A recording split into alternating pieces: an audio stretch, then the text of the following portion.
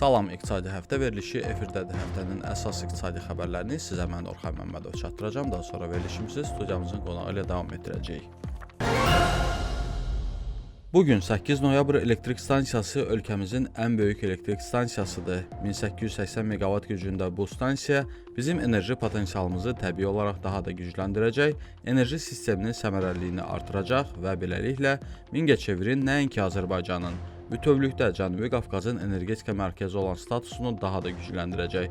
Bu sözləri Prezident İlham Əliyev 8 noyabr elektrik stansiyasının açılış mərasimindəki çıxışında deyib. Dövlət başçısı qeyd edib ki, stansiyanın istismara verilməsi bir çox məqsədləri təmin edəcək. Enerji sistemimizin səmərəliliyi artırılacaq, potensial generasiya gücümüz artacaq, eyni zamanda şərti yanacaq sərfiyyatı kəskin aşağı düşəcək. Beləliklə bu bizə təbii qaza qənaət etmək üçün imkan yaradacaq. Çünki hər kəs yaxşı bilir ki, Azərbaycan qazına bugün dünya bazarlarında böyük tələbat var və nə qədər biz daxildə təbii qaza qənaət etsək, bir o qədər də ixrac imkanlarımız da artıracaq. Beləliklə, burada şərti yanacağın sərfiyyatının az olması bizə əlavə qazanc gətirəcək. Prezident İlham Əliyev Mingəçevirə səfəri zamanı İtaliyanın şirkətlər və Made in Italy naziri Rodolfo Ursonun başçılıq etdiyi nümayəndə heyətini, həmçinin Çinin Dongfeng Electric International Corporation şirkətinin idarə heyətinin sədri Chen Jiangi qəbul edib.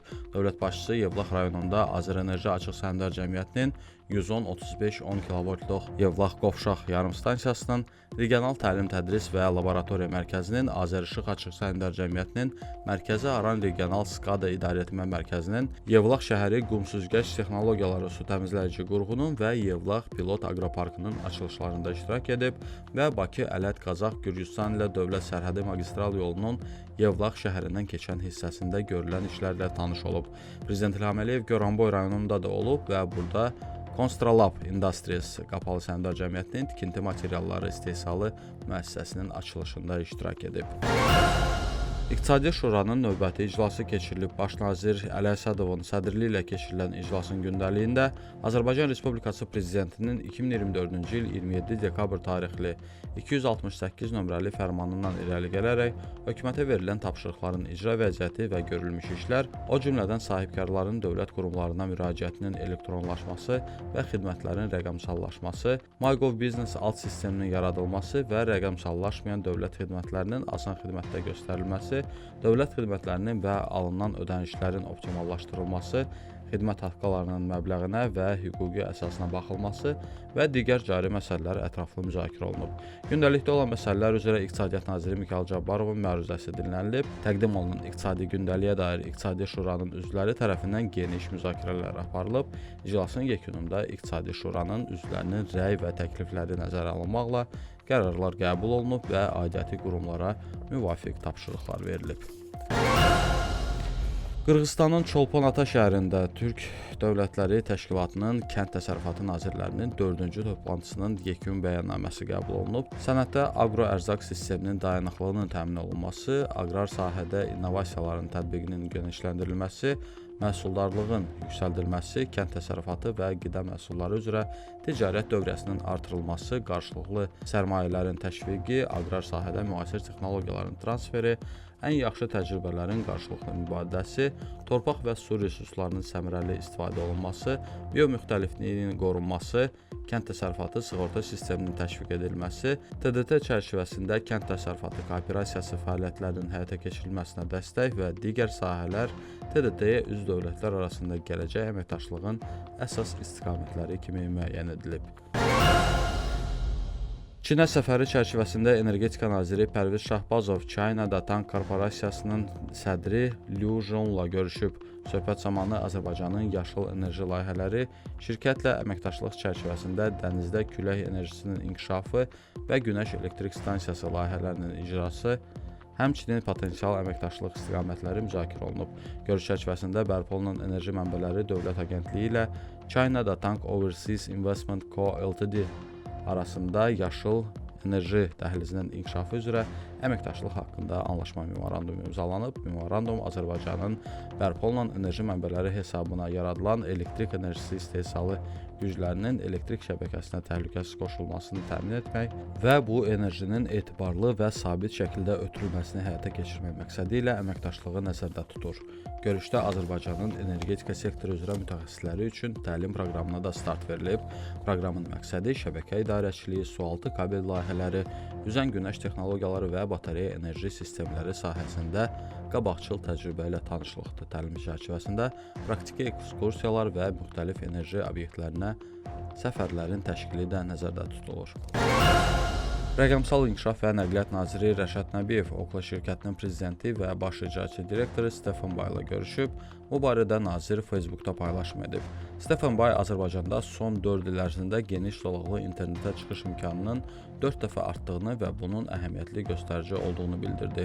Okla şirkətinin rəhbərliyi Azərbaycanda internet xidmətinin keyfiyyət göstəricilərinin operator və provayderlər tərəfindən speed test alətindən istifadə edilməklə ölçüldüyünü vurğuladı. Nəticələrə əsasən son 1 il ərzində sabit geniş zolaqlı internetin median sürətinin 2 dəfə artdığını qeyd etdi deyə nazir vurğulayıb. Bakıda Fintech Summit 2025 maliyyə texnologiyalar sərgisi keçirilib. Tədbir regionda maliyyə sektorunun gələcəyini formalaşdırmaq məqsədi ilə sahənin liderlərini və tənzimləyici qurumları bir araya gətirib. Regionun aparıcı maliyyə tədbiri kimi bu summit innovasiya, əməkdaşlıq və inkişafı təşviq edərək maliyyə sektorunun davamlı tərəqqisinə töhfə verir. Bakıda 1-ci beynəlxalq kredit hesabatlığı konfransı keçirilib. Mətbuatdan qərarlara kredit bürolarının gələcəyi mövzusuna həsr olunmuş tədbirdə kredit qərarlarının verilməsi zamanı kredit hesabatlığının və qiymətləndirmənin rolu, risklərinin idarə edilməsi, səmərəli idarə etmənin təmin edilməsi məqsədi ilə təklif olunan hallar, süni intellekt, böyük verilənlər big data idarə etməsi və rəqəmsal transformasiya kimi aktual məsələlər müzakirə olunub. Konfransda maliyyə sabitliyinin və inklüzivliyin dəstəklenməsində mühüm rol oynayan kredit məlumat təchizatçılarının inkişaf istiqamətləri, nailiyyətləri və çağırışlar, həmçinin müvafiq təşkilatlar tərəfindən təklif edilən məhsul və xidmətlər üzrə fikir mübadiləsi aparılıb və potensial əməkdaşlıq imkanları müzakirə edilib. 2024-cü il ərzində ölkədə fəaliyyət göstərən bankların emissiya etdiyi ödəniş kartları vasitəsilə dövriyyənin ümumi həcmi 126 milyard manatdan çox olub. Bu, 2023-cü illə müqayisədə 27% illik artım deməkdir. Bu sözləri Mərkəzi Bankın İdarə Heyətinin üzvü Vüsal Xəlilov deyib. Qeyd edib ki, 2025-ci ilin aprel ayına aid məlumatlara əsasən ödəniş kartları vasitəsilə nağdsız ödənişlərin aylıq həcmi 10 milyard manata yaxınlaşıb. Eyni zamanda cari ilin ilk 4 ay ərzində ölkədaxili ödəniş kartları ilə həyata keçirilmiş nağdsız ödənişlərin həcmi 67%, sayı isə 91%-dən artıq olub. Bu isə o deməkdir ki, ödəniş kartları ilə ölkədaxili edilən hər 10 əməliyyatdan 9-u nağdsız formada həyata keçirilir və bu böyük uğurdur. Vüsal Xəlilov belə deyib. Cari ilin 4 ayı üzrə ölkə daxilində elektron ticarət dövriyyəsi ötən ilin müvafiq dövrü ilə müqayisədə 1,4 dəfə artıb. Azərbaycan Banklar Assosiasiyasının prezidenti Zakir Nuriyev belə deyib. Onun sözlərinə görə 2025-ci ilin aprel ayının sonu üçün bank sektorunun aktivləri təqribən 54,6 milyard manat təşkil edir ki, bu da ötən ilin eyni dövrü ilə müqayisədə 10,9% çoxdur. Valyuta məzənnələri. Mərkəzi Bankın məlumatına əsasən 1 dollar 1 manat 70 qəpik, 1 avro 1 manat 97 qəpik, 10 Türkiyə lirəsi 43 qəpiyə mübadilə olunur. Əmtəə bazarı. Dünya bazarlarında Azərbaycan neftinin 1 bareli 72 dollar 49 sent təşkil edir. Qızılmir unsiyası 3349 dollar 20 sentdir. Hörmətli dinləyicilər, eləcə də bizi YouTube və Facebook vasitəsilə izləyən tamaşaçılar, həftənin əsas iqtisadi xəbərlərini diqqətinizə çatdırdım. İndi isə verilişimizi studiyamızın qonaqları ilə davam etdiririk.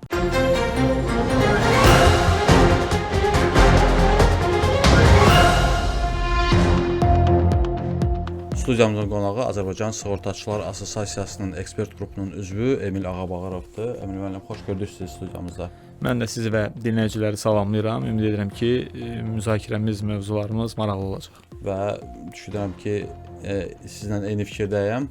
Bu gün biz çox maraqlı mövzuya toxunacağıq. Yay mövsümündə sığorta hadisəsi mövzusuna və elə ilk sualım da ondan ibarətdir ki, yay mövsümündə sığorta bazarında risklər hansı formada artır?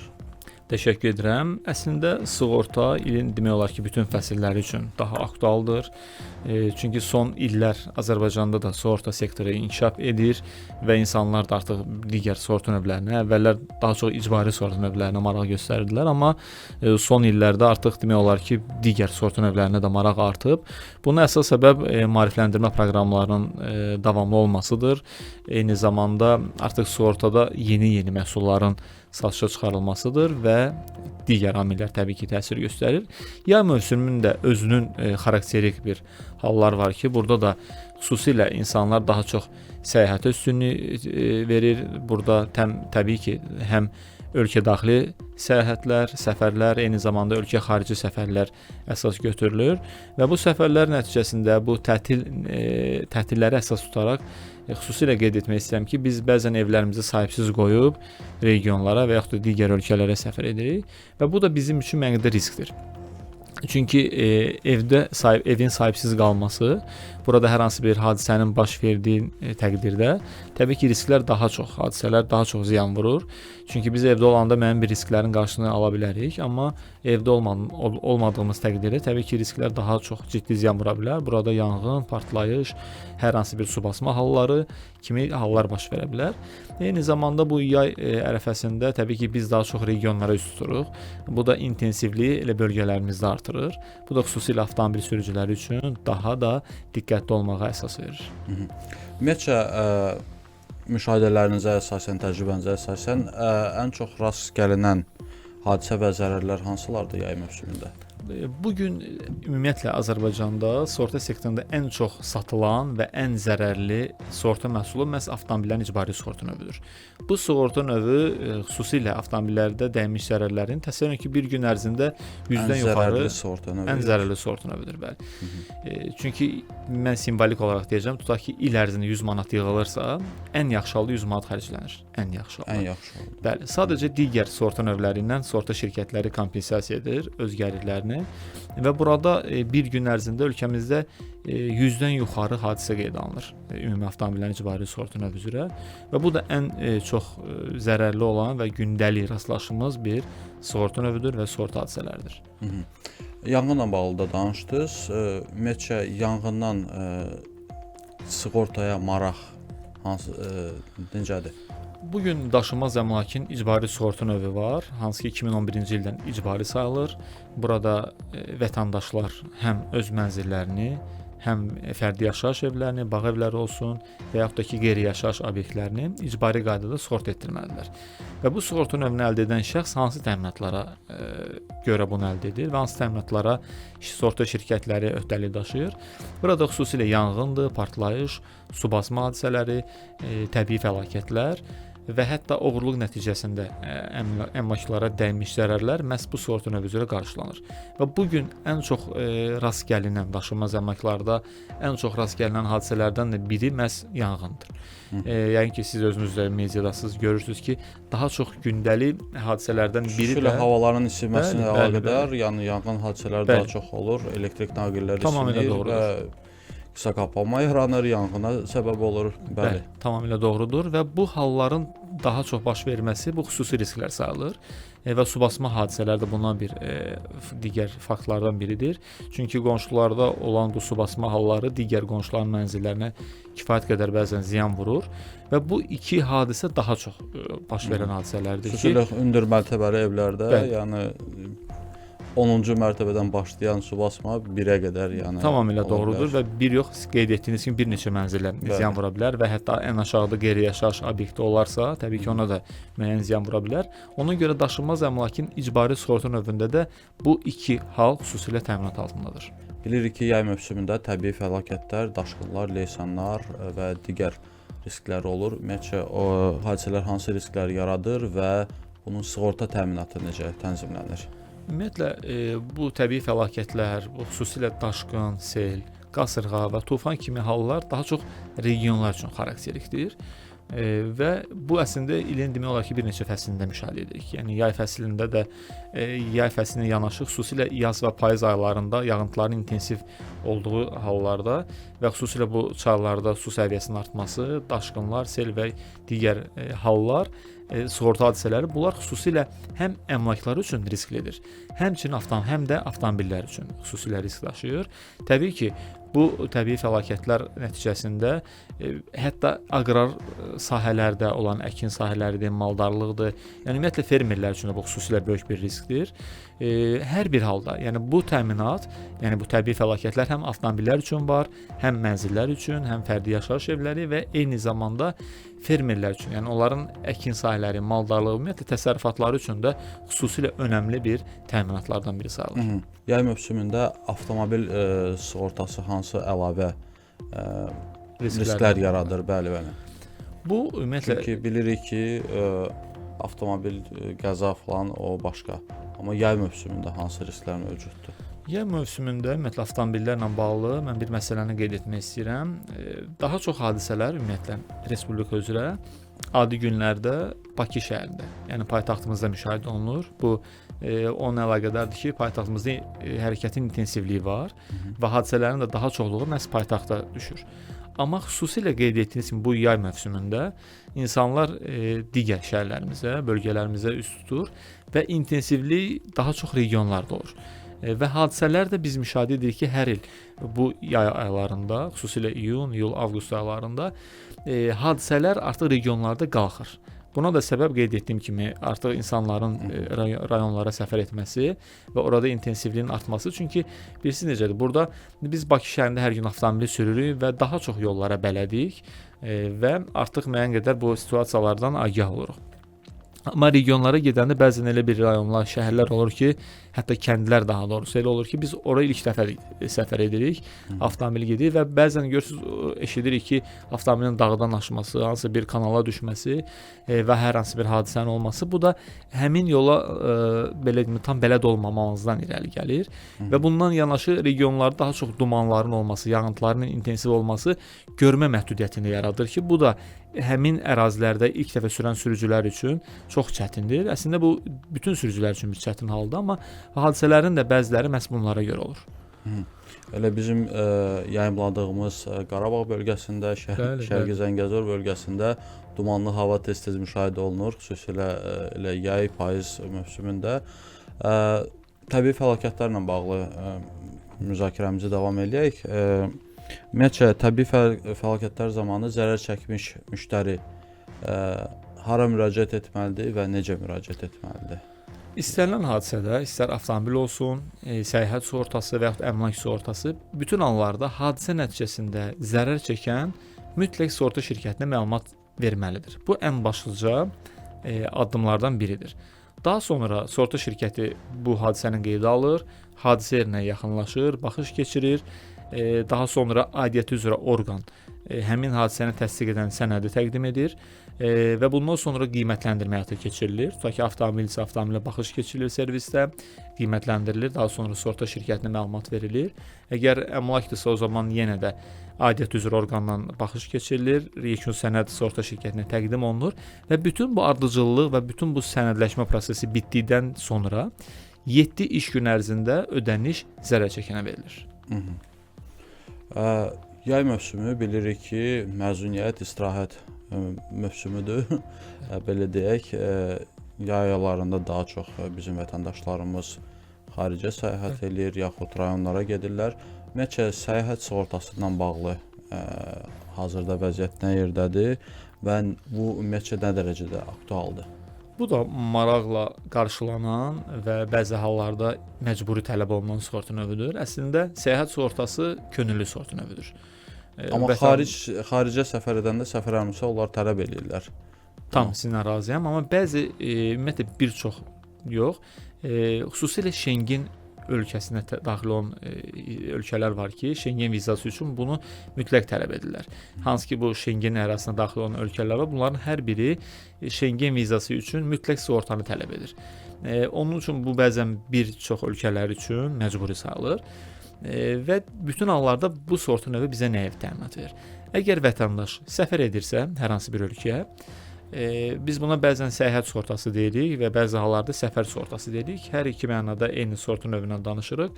Bu sığorta növünü əldə edən vətəndaş səfərdə olduğu müddətdə hər hansı bir hadisə baş verərsə, burada qəfil gözlənilməz hadisələrdən tutmuş, hər hansı bir soyuq dəymə olsun, diş ağrısı olsun və digər hallar səfər sığortasına aiddir. Yəni vətəndaş getdi xaricə, gün vurma hadisəsi oldu, don vurma oldu, qıçı qırıldı, avtomobil vurdu, əməliyyata ehtiyac oldu, stomatoloji xidmətə ehtiyac oldu, adi soyuq dəymə oldu və hətta son vaxtlar biz qarşılaşdığımız bir böyük bir pandemiya var idi ki, Covid təminatı. Hətta Covid təminatı hal-hazırda da səfər sığortası üzrə təminata daxildir. Adından göründüyü kimi yalnız səfər müddətində baş verə biləcək hər hansı bir hadisə nəticəsində təminat verilir. Hətta stomatoloji da. Bəli, tamamilə olur. Yəni çünki bəziləri bu stomatoloji xidməti başqa məqsədlərlə istifadə edə bilərlər. Bunu necə araşdırırsınız siz? Burada bax bu da çox gözəl bir mövzuya toxunursunuz. Məsələ necədir? Daha əvvəllər olan hər hansı bir xəstəlik, xroniki xəstəliklər ola bilər. Əvvəldən tutaq ki, mənim hər hansı bir dişimdə tutaq ki, plomba ehtiyacı var və digər. Yəni planlı əməliyyatlar, planlı addımlar qarşılanmır. Yalnız səfər müddətində bəli, baş verə biləcək səfərdə olduğumuz müddətdə diş ağrısı olarsa, dişin çəkilməyinə ehtiyac olarsa, bu hallar qarşılanır. Yox, əgər mənim tutaq ki, böbrəyimdə tutaq ki, daş var, mən bunu gedib səfərdə olduğum müddətdə əməliyyat etdirə bilmərəm. Əgər xaricdə olduğum müddətdə hər hansı bir kəskin ağrı yaranarsa, əməliyyata ehtiyac olarsa, bunlar qarşılanır. Və səfər sığortasında eyni zamanda baqajın itirilməsinə görə də təminat var. Yəni şəxs getdi xaricə, yük baqajını itirdi. Buna da təminat verilir. Və hətta arzu edirik ki, heç bir hadisə olmasın hər bir halda. Əgər şəxs xaricdə olduğu müddətdə dünyasını hətta belə dəyişərsə, onun nəşinin ölkə qaytarılması xərcləri də bu sığorta növü üzrə təminata daxildir. Aha. Ümumiyyətcə müraciətlər nə yerdədir? Yəni səyahət sığortasına müraciət hal-hazırda nə yerdədir və maarifləndirmə əsasən bu istiqamətdə necə aparılır? Səyahət sığortası daha çox elə hal-hazırda biz yaşadığımız yay mövsümünə təsadüf edir. Çünki insanlar daha çox ölkələrə yay aylarında istirahətə gedirlər. Ən çox satılan aylar da məhz aprel ayından başlayır, təxminən oktyabr ayına qədər. Bu dövrlər səyahət sığortasının satışı daha çox pik həddə çatır. Bu da qeyd etdiyim kimi turist səfərləri ilə bağlıdır, amma eyni zamanda iş adamları var, təhsillə bağlı tələbələr xaricə gedir və bu gün müraciətlərin sayı kifayət qədərdir. Qeyd etdiyim kimi həm Schengen vizası üçün tələb olunur. Eyni zamanda şəxslər artıq düşünür ki, xaricdə daha çox tibbi xərclər aparan bir sahədir, tibb sahəsi. Ona görə yəni adi bir diş ağrısına görə gedəndə bəzən 200-300 və ya daha yuxarı məbləğlər istifadə olunur. Ona görə səhiyyə sığortası çox cüzi bir məbləğ ödəməklə mən sizə bir rəqəm deyim ki, əgər biz bir 10 günlük tutaq ki, hər hansı bir ölkə səfər ediriksə, bunun üçün təxminən 12-13 manat ödəniş edirik 10 günə görə. Və onun qarşılığında təsəvvür edin ki, 30.000 təminat alırıq. Yəni kifayət qədər böyük bir təminat verilir. Və bilirik ki, yay mövsümündə həm də kənd təsərrüfatı sahəsi inkişaf edir. Tarlalarda işlər başlayır və yaxud səpin, əkin, biçim və s. işlər. Ümumiyyətcə hamısı əslində bir-birinə bağlıdır. Yəni təbii fəlakətlər və s. Təbii fəlakət nəticəsində tutalım ki, kənd təsərrüfatında hansısa bir hadisələr baş verdi. Kənd təsərrüfatı sığortası bu halda mövcuddurmu və mövcudsa necə işləyir? Deməli, aqrar sığorta üzrə fermerlər üçün bu gün kifayət qədər təminatlar var ki, vətən sahibkarlar, fermerlər deməli Azərbaycanda 41 bitki növü üzrə təminat ala bilirlər və eyni zamanda xırdabuynuzlu, iribuynuzlu heyvanlar üçün də sığorta təminat ala bilirlər. Və burada da bir qədər əvvəl də qeyd etdiyiniz kimi təbii fəlakətlər təminat altındadır. Eyni zamanda yanğındır, partlayışdır və hətta üçüncü şəxslərin qəsdən törətdiyi bir hadisələr ola bilər. Kimsə gəlib hansı bir taxıl sahəsini yandıra bilər, ziyan vura bilər və bütün bunlar təminata daxildir. Eyni zamanda zərərvericilərin, hər hansı bir xəstəliklərin yayılması nəticəsində bitkilərə bir ziyan dəyərsə, onların inkişafdan qalarsa, quraqlıq olarsa, Quraqlığa hal-hazırda təminat yoxdur. təminat yoxdur. Bəli, bu dünya üzrə çox nadir hallarda verilən bir təminatdır. Çünki olduqca riskli bir təminatdır.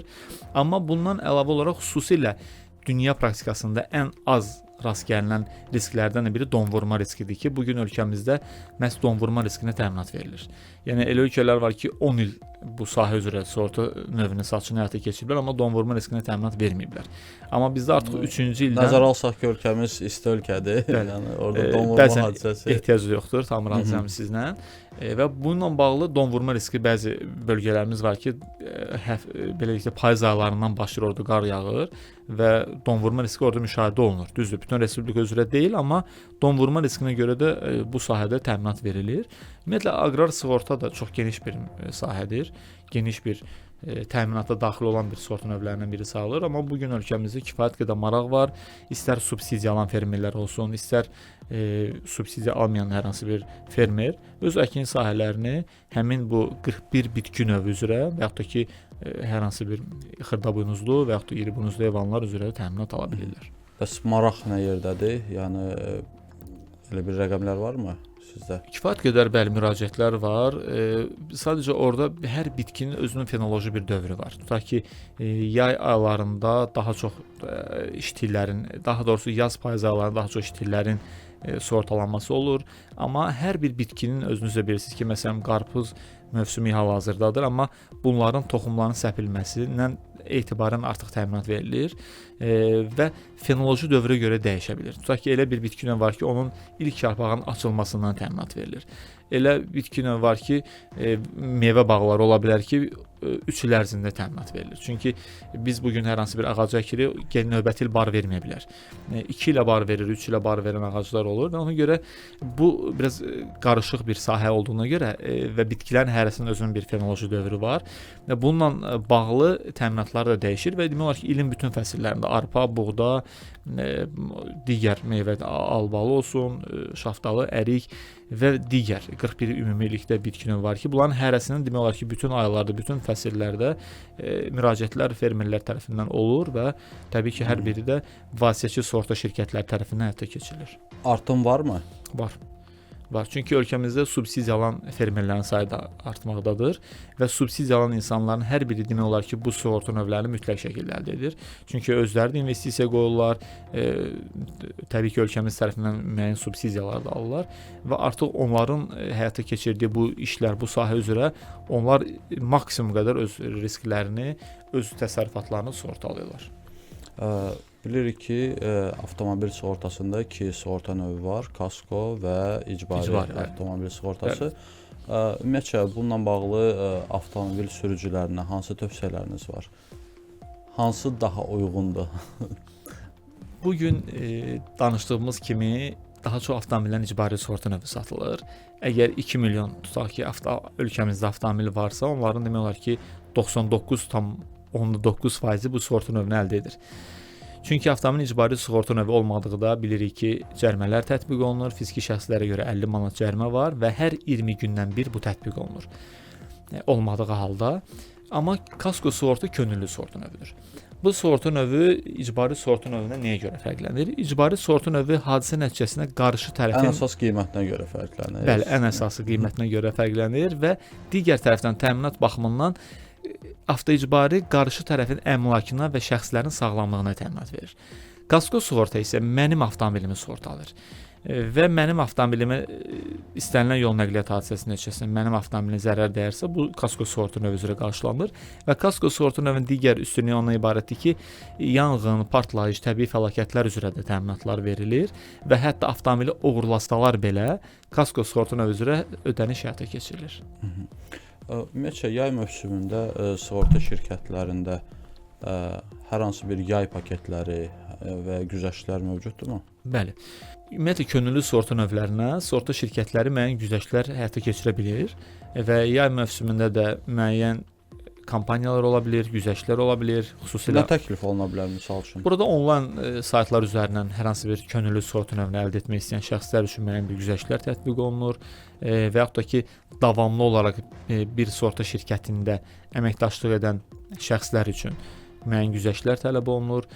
Kasko sığorta növü üzrə burada hissəli ödənişlər həyata keçirilə bilər. Ta ki, kimsə deyə bilər ki, kasko sığorta misal üçün 300 manatdır, 400 manatdır, mən istəmirəm bir dəfəlik bu ödənişi verim. Biz onun üçün hissələrə bölə bilirik. O 300 manatı, 400 manatı. Daha sonra kasko sığorta növünü əldə edən şəxs üçün müəyyən bir kampaniyalar təşkil oluna bilər ki, hadisə nəticəsində əlavə avtomobil verilsin vətəndaşa və yaxud da ki, evakuator xidməti göstərilsin. Hər hansı bir stimullaşdırıcı bir hədiyyələr təqdim oluna bilər. Bu, ümumiyyətlə, könüllü sığorta növü üçün daha əlçatandır. Amma təbii ki, biz bilirik ki, icbari sığorta növlərində isə tam əksinədir. Hər hansı bir kampaniyalar həyata keçirilə bilməz. Hər hansı bir stimullaşdırıcı hədiyyələr təqdim oluna bilməz. Bu da təbii ki, icbari sığorta növü olduğu üçün bu qəti şəkildə qadağandır. Və turizmlə bağlı, yayla bağlı danışdıq, vətəndaşlarla bağlı da mövzuya toxunduq.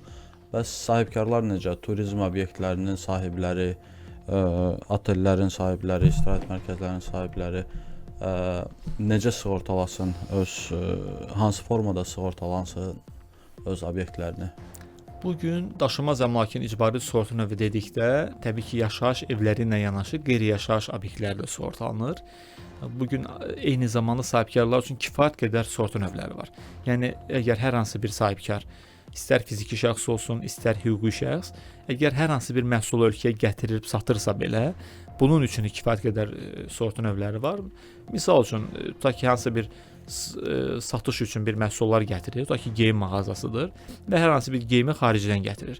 Və həmin xaricdən gətirilən malların sığortasından tutmuş, yəni yük sığortası, onun ölkəyə gətirilməsi, daha sonra anbarlarda saxlanması üçün könüllü daşınar əmlak sığortası var. Satış üçün həyata keçirilən geyim tutaq ki, mağazasıdırsa, daşınar əmlakların sığortası var və bunun üçün onların hətta məsuliyyət sığortaları var, hansı ki, tutaq ki, bir istehsal şirkətidir və istehsalla məşğuldur və onun satdığı məhsul əgər hər hansı bir tutaq ki, zəhərlənmə halı baş verdi, tutaq ki, bir qida istehsalı ilə məşğuldur və satdığı bir qida məhsulu kimsə aldı və zəhərləndi və yaxud da ki, digər hallar baş verdi və bunun üçün vaxtından əvvəl sahibkar öz məsuliyyətlərini də sığorta edə bilər. Tutaq ki, tikinti şirkətidir, işçilərin məsuliyyət sığortasını həyata keçirir və işçilərin başına hər hansı bir hadisə baş verərsə, həmin onlara ödəniş düşür. Bəli. Kifayət qədər geniş bir sahədir. Bunun üçün sahibkarlar həm işçilərini sığortalaya bilər, həm məsuliyyətlərini, həm obyektlərini, həm daşınar, eyni zamanda daşınmaz əmlaklarını və s.